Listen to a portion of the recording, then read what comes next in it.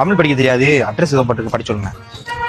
66 பரலோகம் 10வது தெரு எதிர் வீட்டுக்கு அருகே சரி. வெள்ளை நிற பெயிண்ட் அடித்த கருப்பு வீட்டிற்கு அருகே குடிசை வீட்டின் 3வது மாடிதான். குடிசை வீட்டுல 3வது ஃப்ளோரா 3rd ஃப்ளோர்? இப்ப குடிசை வீடுன்னு சொல்லுவீங்க, அதுல எப்படி 3வது ஃப்ளோர் வரும்? என்னங்க எனக்கு ஒண்ணுமே புரியல. அடையாளம் யார் அடையாளம்? அந்த ஆளோட அடையாளமா? சரி சரி, படிங்க சொல்லுங்க எப்படி இருப்பாரு. கருகருவென பால் நிறத்தோடு முக்கிய அடையாளம் இரு கண்களா? எங்க மூக்குக்கு மேலயா மூக்கு கீழையா?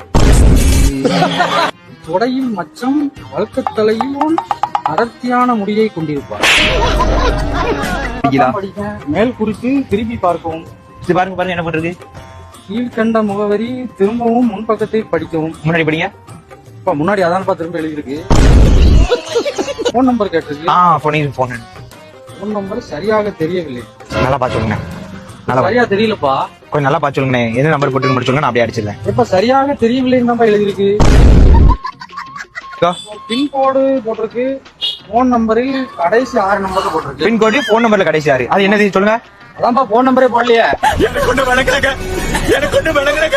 பின்கோடு போன் நம்பரில் கடைசி 6 எண்ணு போட்டிருக்கு. அதான் அப்ப போன் நம்பர்ல கடைசி 6 நம்பர் மட்டும் சொல்லுங்க. போன் நம்பரே எழுதலையே.